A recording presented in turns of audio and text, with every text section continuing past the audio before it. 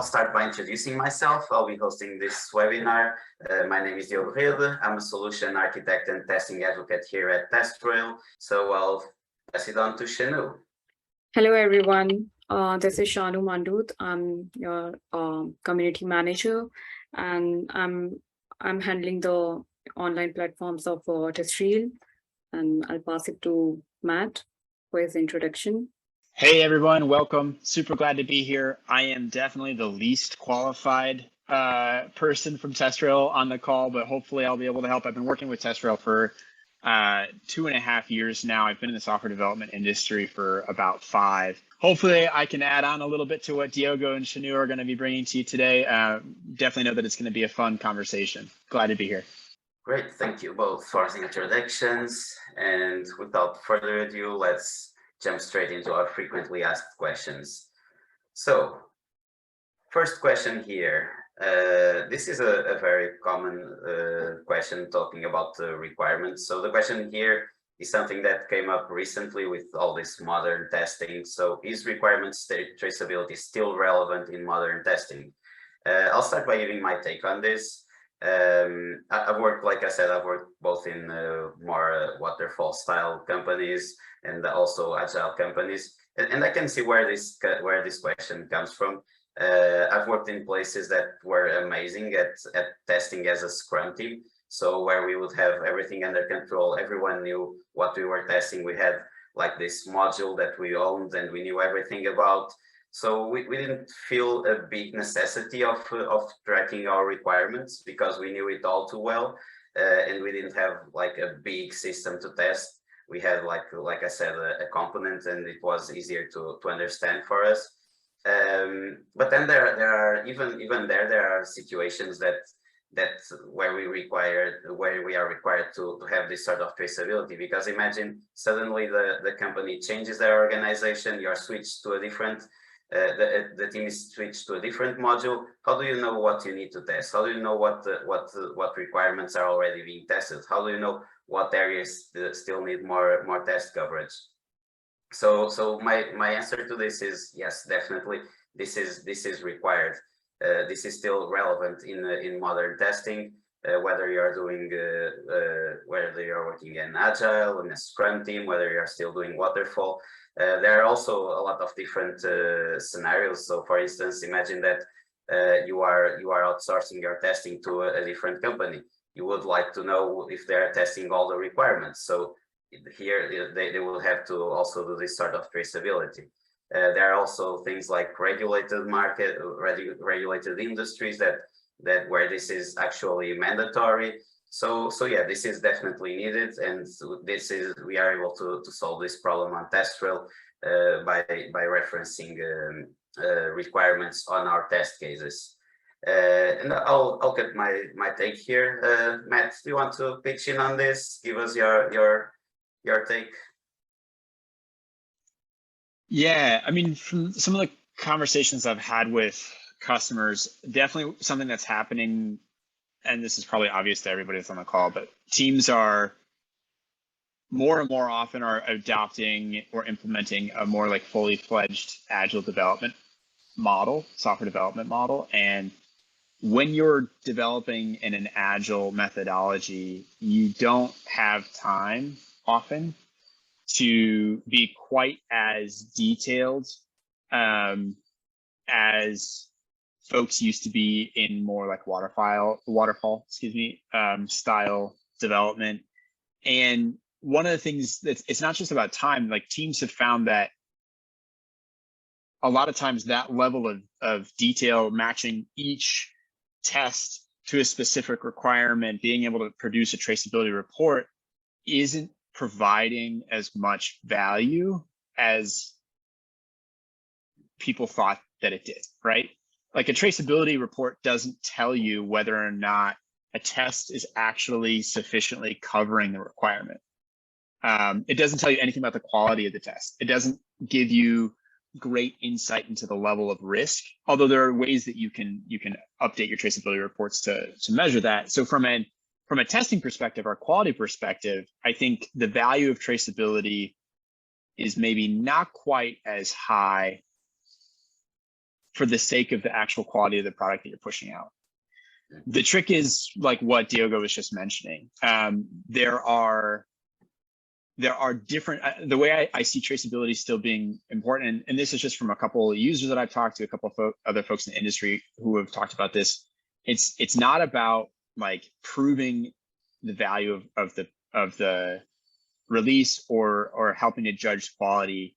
It's more about providing that auditability for compliance. That's really where teams are looking to build trust with users.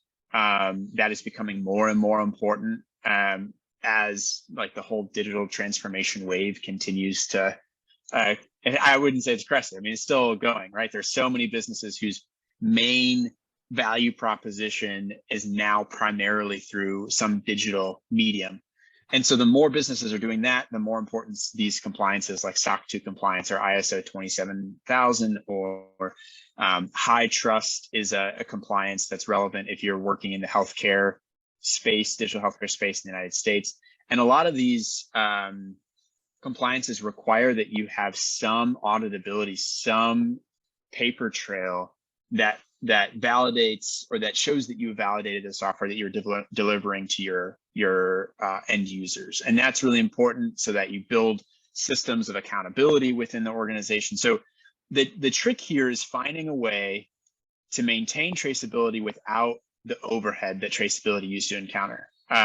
What I've seen, there were some folks that used to actually a current TestRail user sent me what they used to do in Excel a couple months ago before they switched to TestRail. And it was this like, it took 3 hours every Monday afternoon for the test lead to update this Excel doc with all of the current requirement numbers, the current tests, any defects, and they had to do it all by hand previously. So I think the trick for requirements traceability in modern testing is figuring out how to do enough that it provides the value along the accountability and the auditability. And you can use it as a quick check too, right? Like it's not going to tell you the value of the test itself, but it might say, oh, hey, it doesn't look like we've actually written tests for this one requirement. Maybe we should just double check that, make sure we've got that. So it could help there too, but how to do that in a way that's efficient so that you can spend your time on the more value add testing activities, the exploratory testing. Maybe you're going to try to improve an area of your automated regression test as part of a sprint to try to reduce some of the flakiness there. That's going to ultimately impact the quality of your product more. But traceability might still be relevant and something that you have to find. So how can you make that as easy as possible to sort of have your cake and eat it too, if you will. Yeah, because here it's like you said, it's not just about the test cases, it's about the requirements. If you have like a huge list of requirements, it's going to take a lot more time to manage all that, to trace all that, to trace your test cases back to those. So perhaps even the granularity of the requirements can play a little bit here. So if you have a good granularity, maybe you can have this traceability without having much of an overhead. But yeah, this is probably needs to be done on a case by case. But yeah, you need to play with that. If you have too much of an overhead, and if you work in a place where things change very fast, then your traceability will be down the drain very fast as well. So yeah, you need to look at that. Shanu, do you want to share any experience with requirements traceability? Sure. So I completely agree with whatever you and Matt said. I think it's still relevant, but it highly depends on the type of industry or the domain. So I have worked in healthcare, banking and finance, and retail, hospitality. So not everywhere it was, that important. Again, I want to touch base that point which you mentioned earlier, that the highly regulated industries, they still want it to be a part of one of the artifacts. But yeah, the type of requirement traceability we used to do and now we do is changed a bit, and now it's not with this agile methodology, and it's not wise to have it Excel format, which is very time consuming and prone to errors. And, so yeah, there are tools and there are automated ways to still cover this requirement. But yeah, again, depends heavily on the domain of the organization. Yeah, that's all. Also, I forgot to mention about this, that I'm feeling a bit unwell. That's why I didn't turn on my video, and I wanted to add this to my introduction, which I forgot. Sure, that's perfectly fine. Yes, and thanks for this input on requirements traceability. So yeah, if there's nothing else to add here, we can move to the next question. This is also a frequently asked one, and this involves a little bit of what we already spoke about, and also a little bit of, okay, how can you push this even further? So the question is, how can I create meaningful reports to track sprint progress?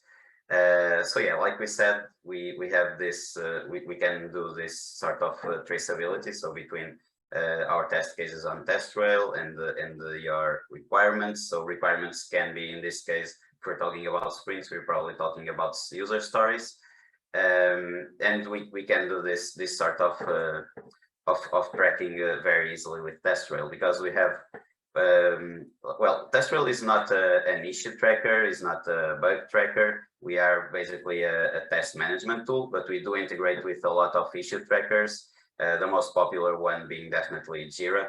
And we can use that integration to track the sprint progress and create meaningful reports to track how the status of the sprint is. I will divide this in two parts. So usually in a sprint, you have two sorts of activities for testers. You have test case specification or design, and you have test execution.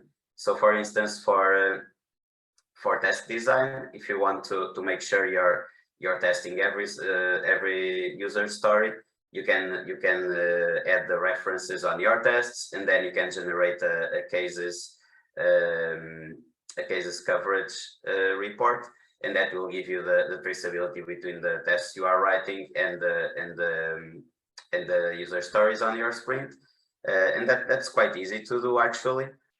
And then you can also create this sort of results reports for the requirements as well, where you see, for instance, you will probably want to add sort of like a milestone to track the sprint, for instance.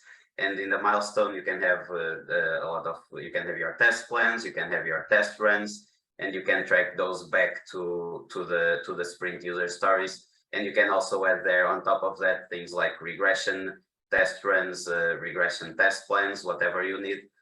You can add those there, and then you can track them against your references from your sprint. When I say references, this is how we call this is how we reference things from TestRail to a issue tracker. So a reference could be an issue, could be a user story, could be a bug, could be a lot of things here. So this is our sort of generic word we use for that. And perhaps I can show you how you would do that and show a small report here. So we actually have this nice blog post that Shanu made a while ago, but this is still pretty relevant, pretty up to date, and I can show you down here. We'll share all these links and everything we have here with you after the webinar is over. So usually what you would do is you would filter, you would need to first add the reference to your test cases, and then you would filter the user stories on your Jira project. You can do that with JQL. You can use the Jira filters here as well. So you can just grab the keys. The keys are our references to Jira. And then on the reports, for instance, if you generate a references report, you can say, okay, I want to report on these references. So these would be the references on your sprint. And then you would have a report that looks like this. And here, what can we see here? What are the insights from this report? We can see that we only have one test case, which we developed for this reference. So we still need to add test cases for these other user stories down here and this one as well. This is one of the reports we have. There are multiple reports, so you can have reports around cases and also around results for this, and also defects. And you can also have insights such as, okay, so how many reports? Here it's a little small, but let me try to zoom in here. So you can have things like, okay, so these are the test cases that have references. These don't have references. So why don't these test cases have references? Do I not want them to track any user story? Are they missing? So there's this, and then there are cases with references. Okay, and then you also have that scenario where you have references that don't have test cases, and this is usually the ones you want to look at, because you'll probably want to trace everything back here. So yeah, this is a way to track your sprint, and then you can use milestones to sort of as like an aggregator for this. So you can add all your test runs there, all your test plans. I think I already mentioned this. So it's quite easy to track your sprint progress here. Matt, do you want to add anything here? Yeah, I was actually, I think that was a great overview. I think I can actually share screen too and maybe show what some of this looks like in test. Small demo of this? Yeah. Yeah. I think it's great. Go ahead. I think that would be worth trying. Let me just double check. So I think this also gets to, there's some good questions that are coming in and some great input. I mean, I'm seeing like Patrick, you had a really good point, like measuring test coverage, which is one component of traceability, can give confidence in the depth of testing of a particular requirement or progress of testing within that sprint too. I mean, it's one thing to just see the overall progress of a sprint. It's another thing to actually see that back against requirements. So, oh, Diogo, actually, if you could pause sharing screen real quick, I'll pick it up and I'll just show how some of that. I'll show how some of that looks. All right, you can see my screen? Yes, perfectly. Go ahead. So just to illustrate some of what Diogo was talking about,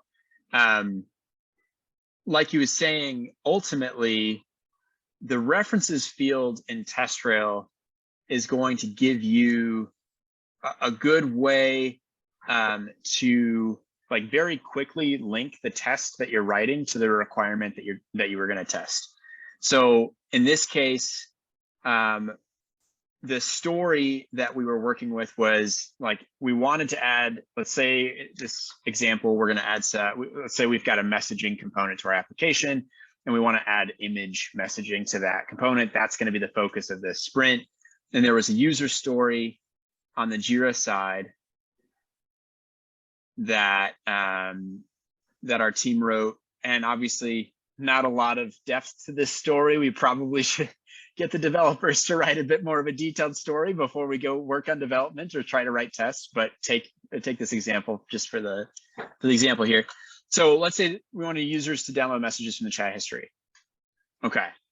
On the TestRail side, you could do a couple things. You could either just take this, like I was mentioning before, there's a lot of other like KPIs or metrics that are valuable, or other things that you might want to analyze to make sure that the testing that you're doing is effective. Having test case review, I think, is an important way to do that. But checking test coverage is a helpful check, and like you were saying, Patrick, it builds confidence. So how can we make that as easy as possible to build coverage right into the normal flow of actually writing tests? So let's say early on in a sprint, maybe you're in the sprint review meeting when the team is talking about, okay, let's talk about which stories we want to bring up from the backlog, and you see, okay, we're going to bring up this story. So what you could do is using the Jira TestRail add-on. I'm not going to go through how to set that up right now. We've got a couple of videos for that, but just know that I've got the TestRail Jira add-on here. I've got the integration set up between this Jira instance and my TestRail instance. So I could go right from this story in Jira I can be seeing, okay, so here's the description. Let's assume that the developer actually wrote a longer description about the intended functionality. Okay, so as someone who's responsible for scripting the test for this, I might just go over here to TestRail. Now, in this case, I've already written a test that I think should test this functionality. But if I hadn't, I would see that there's no test there. I could go ahead and add a test case right now. And now it's going to pop me open to TestRail. So I can go back and forth. I'm looking at this. Okay, if I was really going to want to test this, let's see, download messages from chat history to their device. Maybe I want to open my image app on device and see messages or see images I've downloaded from chat. That might be one test that we would want to run against that story. So you'll see here, because I started with the actual story that I was going to write a test for, and I click that add test case button, TestRail's already copied that reference key over for me. So I didn't have to do anything else. Just make that part of your workflow. You just start with the story in Jira, use the Jira add-on, you add that test case button. So that's one way that you can make it easy. All right, so we'll add that. Now, as I'm testing, I'll be able to look back at that story too. So there's reasons beyond traceability that helps to build these linkages between whatever requirements manager you're using in TestRail, in this case, Jira, where we've got a lot of extra functionality. But the overall question, and it's still kind of related to traceability, is how do I actually track this during the sprint? So like Diogo was mentioning, let's say I've got queued up for this sprint. I've got image messages sprint, I've got 9 days remaining. I've got a couple issues that are to do. Actually, let me go ahead and add these as well. So let's say all of these issues that we're going to work on this sprint have to do with image messaging. What I might do is create a milestone in TestRail, like Diogo was mentioning. And there's a couple things I can do with this. When you're running a sprint, you may be testing against some specific issues, or maybe you have a milestone, I'm sorry, an epic that contains a lot of the issues that you're going to be testing. So if you have, or maybe it's a couple epics. So you could actually, let's say you were also doing some work around reactions to image to messages. Let's say you've got a couple different components, a couple different epics. You can link multiple epics to the same milestone. I'm going to go over to TestRail. I'm going to add this reference. Moving a little too quickly for the browser here. Okay. So what I have now is a milestone in TestRail. The way I've set it up, the name is the same as the sprint that I'm running in Jira. The sprint in Jira has a certain timeline. So does the milestone in TestRail. You can see it's due on 9/27/2022. So that way we're just aligning what we're doing in TestRail, this idea of running in sprints, with the sprints that we've set up in Jira. Now, as I'm planning the testing that I'm going to do for this run, maybe, actually, I probably could have given it a more descriptive name. So maybe I'm going to do here, we've got this new image messaging.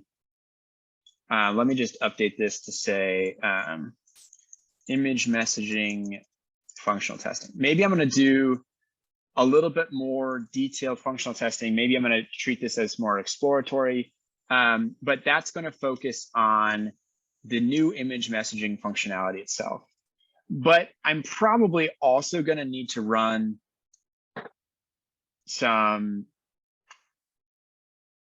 let's do this. I'm probably also going to need to run some regressions. So let me,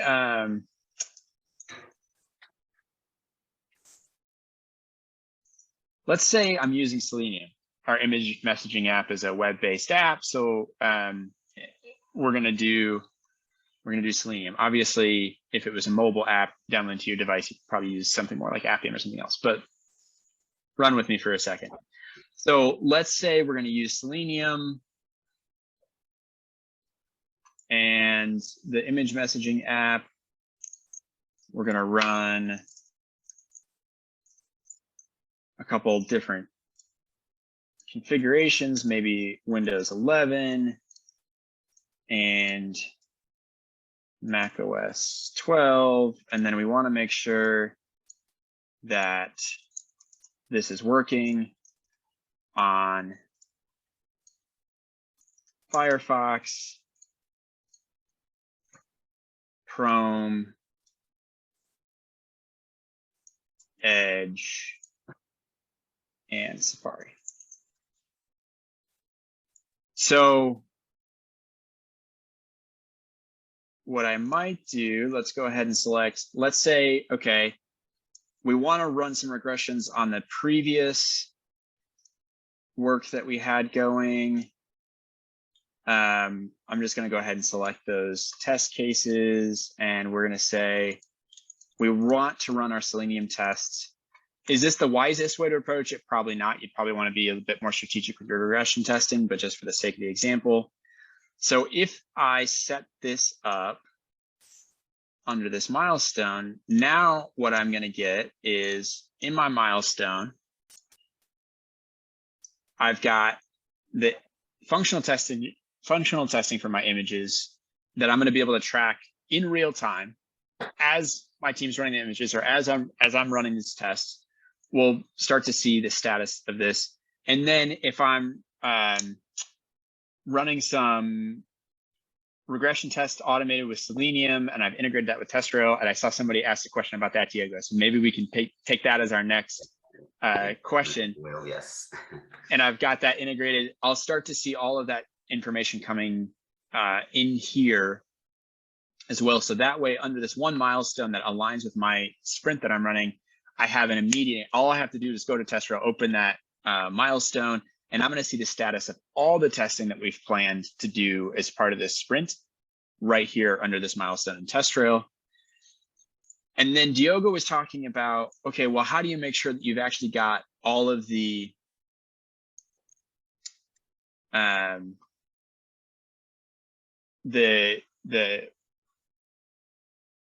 you might want to check, like, did I actually write enough tests for the references in this milestone? So what I'm going to look at, like you mentioned, there's a coverage for references report in TestRail. And actually, I believe we just published some new documentation articles in our help center that detail exactly how to create these reports.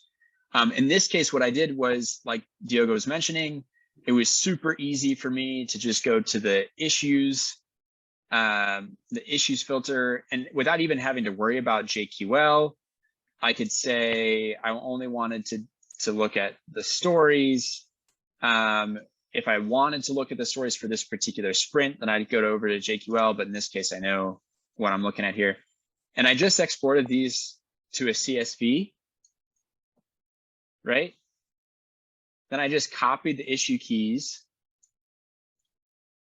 into the report here, where I said, okay, these are the references that I want to see. Do I actually have test cases for this? Once you run that report, you're going to get a very quick insight into whether or not the references, the issues, right, from your JIRA story actually have test cases in TestRail. Here you can see we have a number of references that do already have test cases, but you can see I've got two references here, GMS3 and GMS9, that don't have any test cases yet.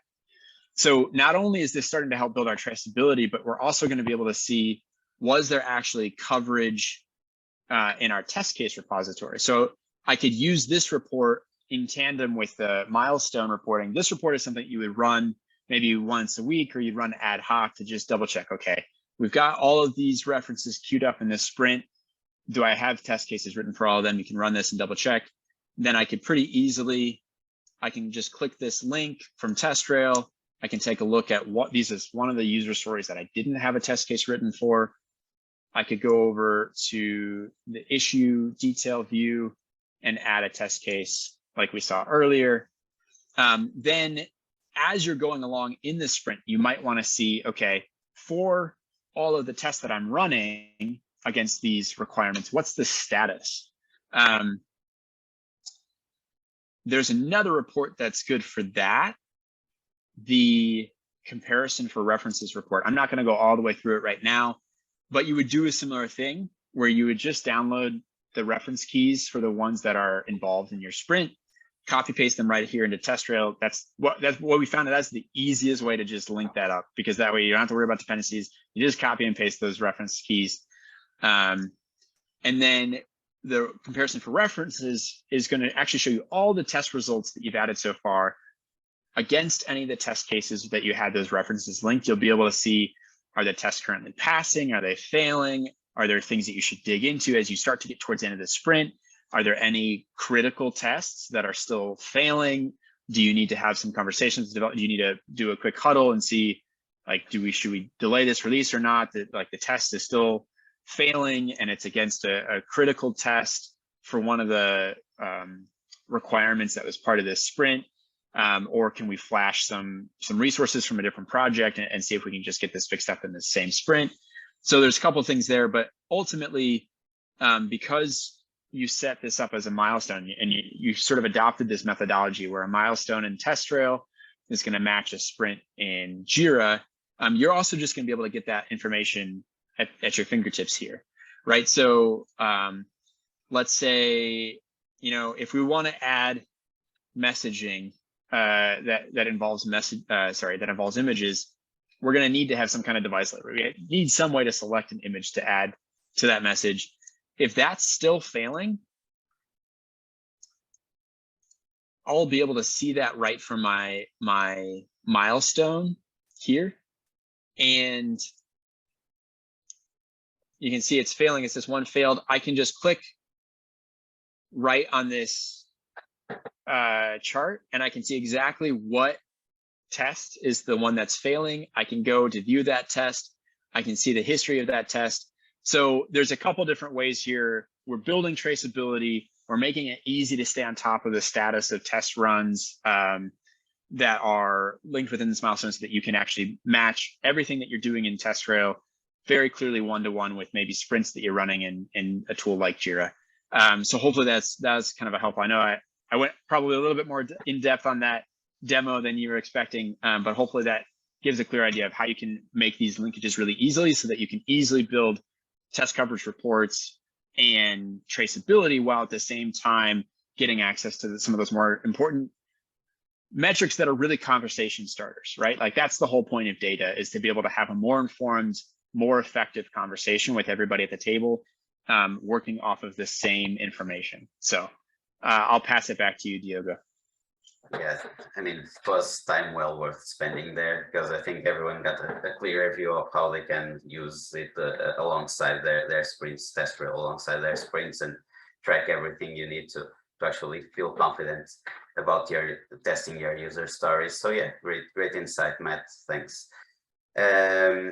So there were some questions on the Q&A panel about this question. This is one of the frequently asked ones as well. So can I report on my automated test results using TestRail?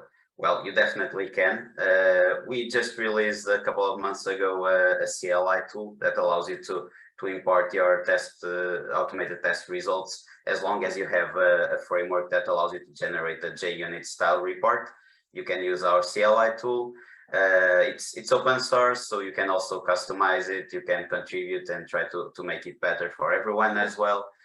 Feel free to do that if you feel comfortable. And there are also a lot of different plugins, libraries, etc. for most of the frameworks out there as well that people have already developed. and you can use those. I know there's a few for like Cypress and other frameworks as well. And what they allow you to do is, while your tests are running or after your tests, your automated tests run, you can then send the results back to TestRail. And this is a great way of centralizing all your testing efforts in one place. So then you can take full advantage of test reporting. Because if you have your automated test results isolated somewhere, and then you have your manual efforts on TestRail, then how do you know if you're testing everything you want to test? How do you know if your test automation progress is good enough for now, if you want to automate more stuff or not? How do you even plan for test automation? Because even test automation, you need to start somewhere. You need to write your test somewhere. So TestRail is a great place to start there. So yeah, you can definitely report against your automated test results on TestRail, and you should join the. I mean, I suggest that you join all the automated results with the manual results, so you can have an insight on the full testing of your app. And then after that, you can get good insights on both automation and manual testing. So, for instance, for automation, we know that a lot of times there are things like flaky tests, things like that. And for identifying flaky tests, flaky tests, when a test fails, it may be flaky or not. You always need to go and analyze the result, debug a little bit, do that sort of work. One thing we can suggest on TestRail is that you use custom status for flaky tests. So, for instance, when a test fails and it's a feature that's failing, you would have a failed status. But if it's the test that's failing because it's flaky, you can set a different status, and then you can use things, for instance, like the status stops report we have, and that report is great to show which tests have the highest failure rate. So those sorts of tests you would probably have to give them more attention, because either the feature you're testing is a little problematic, has a lot of bugs in it, or else the automated tests that you're running against it are very flaky. So either way, you'll have to take action against it. So I highly recommend that you do that. I can actually show an example of that sort of report here. I just need to stop sharing and share again. Sorry about this little delay here. So if I share my whole screen here, and now this is not needed here. Okay. So for instance, this one will be the status stops report. I have an example here. And in a report like this, what you can see is the actual status of your cases. And here, if you scroll down a little bit, you can see that there are a couple of tests that have a high percentage of failure. So for instance, on this one, you can see that this test failed 2 out of 5 times. Perhaps this is not relevant. This number may not be relevant, but as you run it more and more, you'll probably find that this percentage will have some sort of meaning. So usually it's either the test that's flaky or it's the feature that you're testing that is quite problematic, and you probably need to look into it and test it further. So yeah, there's a lot you can do with automated test reporting on TestRail. Matt, Shanu, any of you want to give some insights on this? I think you already covered whatever I would have said. It's just that I mean, the property distribution report is one way to report the test cases based on the automation status, because it gives us the ability to group this by some attribute, group the test cases by attribute, right? Not test cases, test by attribute. I think other than that, I don't have anything specific to share right now. Yeah, but that's a very good example. I just pulled here this report. This one isn't the best to show to track test automation, But this report works with any drop-down field you have on your cases. So you can, for instance, create a custom field which would be automation status, and you would say like, okay, so these tests are to be automated, these are not to be automated, these are currently being assessed on how to automate, these are being automated, and these are already automated. And you would have a nice chart here that would show you your test automation progress, the tests you still need to automate, the tests that are already automated, etc. And you could grab some nice metrics from here. The same, for instance, for test priority. So maybe you're writing too many low priority tests, and you could find that out, and you would see, okay, maybe we are doing too many of these tests that don't bring so much value to the table. So perhaps we need to do some more critical tests, to write some more critical tests, execute more critical tests, and these tests will probably consume less. You will be able to test more in less time if you don't have like a lot of tests that aren't that meaningful.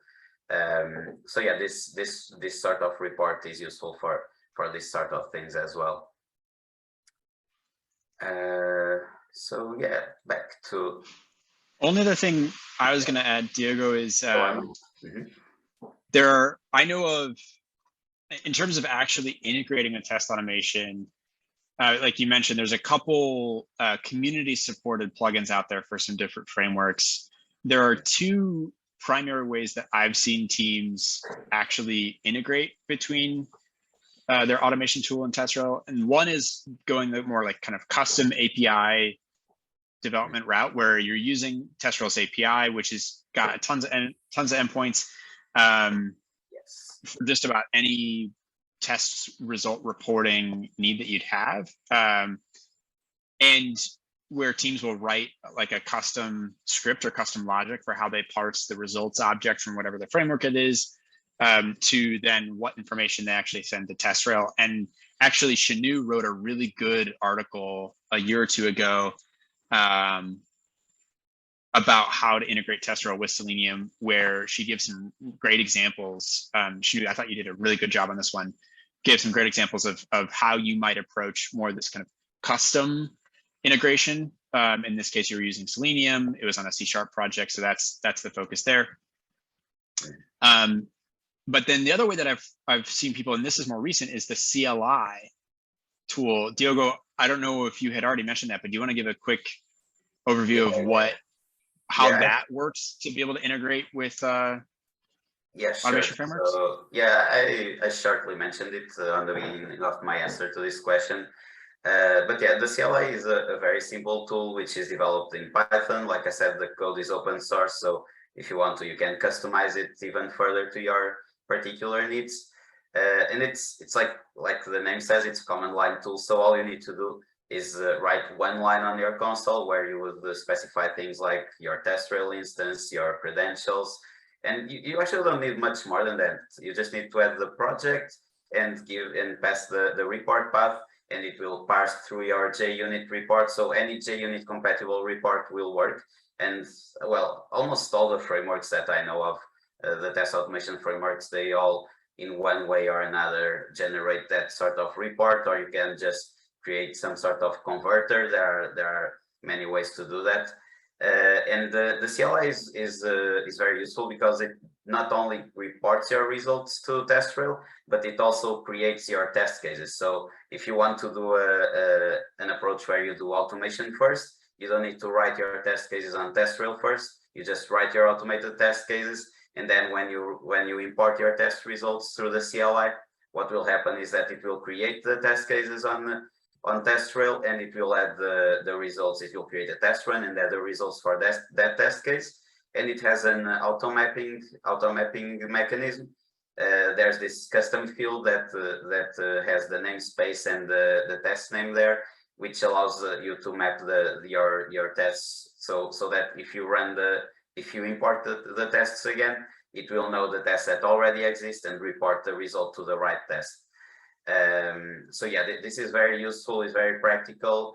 You can just add that one line, for instance, to your continuous integration, to your CI tool. You just install the CLI there. You just need to have Python, and then you add that line there, and automatically you have integrated your automated test with TestRail.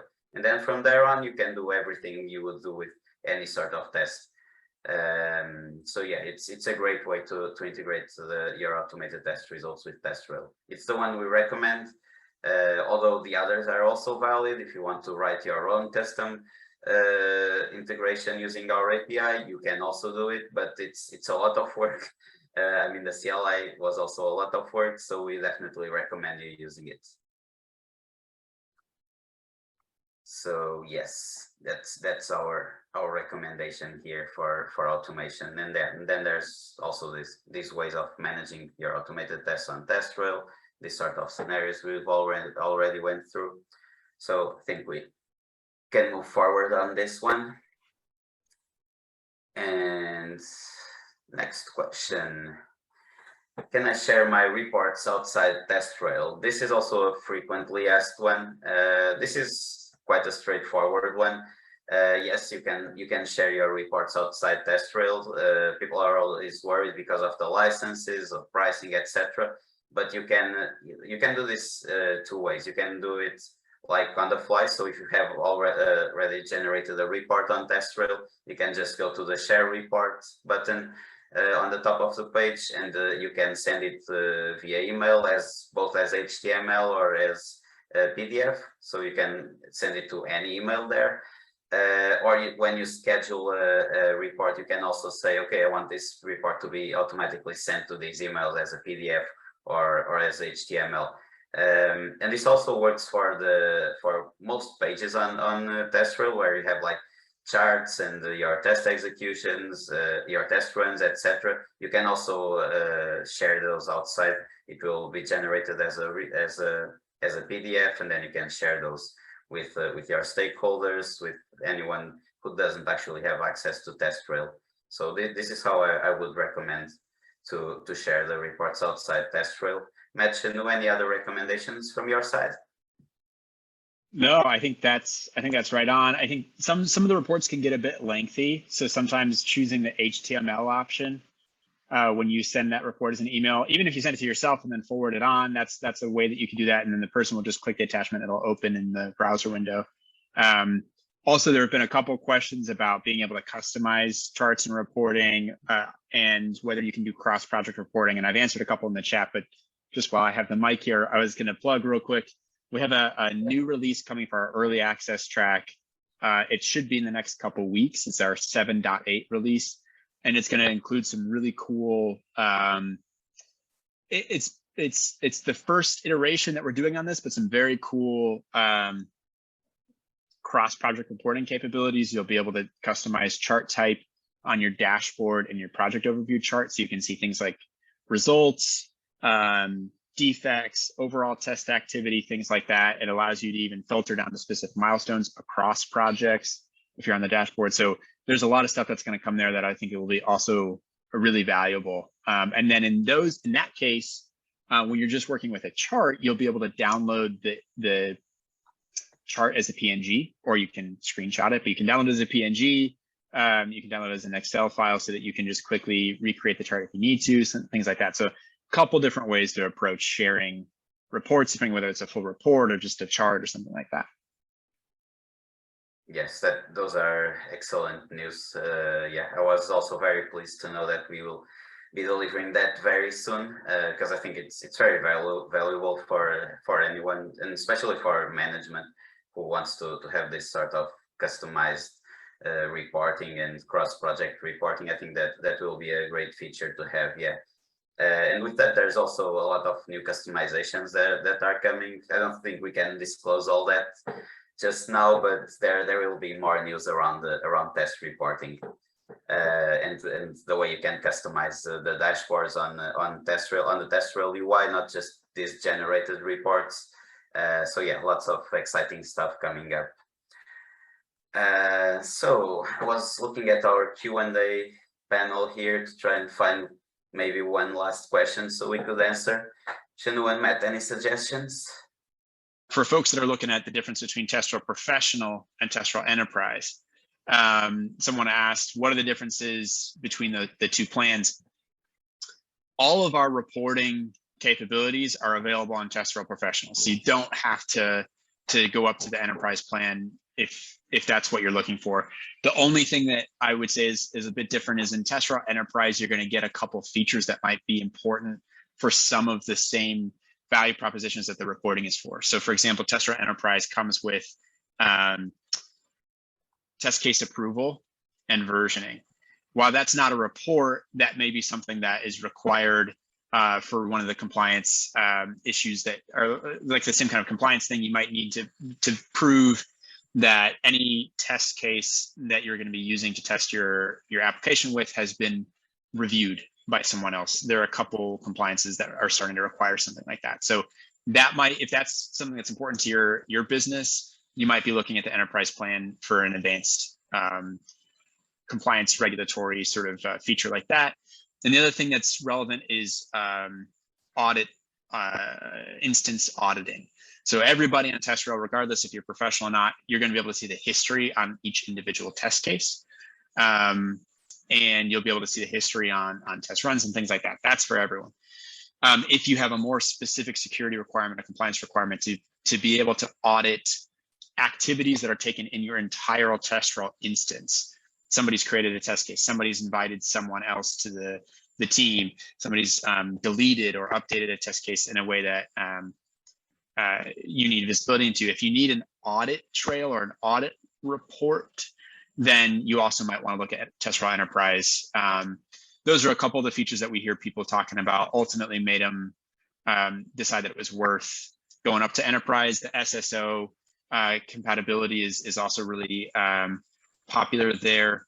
And the more with Enterprise, I mean, it's built for larger organizations that have more granular needs or more stringent requirements around security and compliance. So there's a couple of things there, but that's the only one I think we have time for today. Unless you see anything else, Shanu or Diogo. And I think we're already on time as well. So yeah, like I said, maybe we can take one or two more offline and send them over. So yeah, this was the Ask Me Anything for test reporting with TestRail, and I'll leave you some goodies here, some links to some cool stuff, some video tutorials, and also our new reporting documentation. Can just give a sneak peek here as well. So yeah, we have this page here with the description and the use cases for each report. We're still going to build up on this, and then you can go for each report and you have details on how to configure the report and how to actually visualize the report and what the report shows you. So I hope this is helpful, and I hope you enjoyed this webinar. So have a good day, everyone.